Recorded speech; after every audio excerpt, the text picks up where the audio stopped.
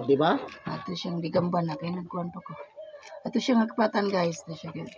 Ingunan niyo siya pagkagpat guys. So ganito siya guys. Masarap din to sa tinulang isda. Ito yung walay baligya sa Cavite guys. Ganito siya guys.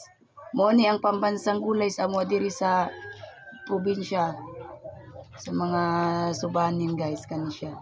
Likway pambansang gulay. Sa syudad, ang pambansang gulay sa syudad malunggay. Diri sa mua likway. Danlog ni siya murag para siyang parang saluyot. Maano siya. Madulas yung gulay niya. Pag kaluto nito madulas po. Ingat-ingat ka dun sa food. Mauna na siya guys. Ito yung yanayalo natin sa ating kabuti guys. May malunggay. May malunggay pa rin dito. Pero ito yung pinakadabis na gulay dito sa amin, yung likway. Pambansang gulay kasi ito sa amin itong likway guys.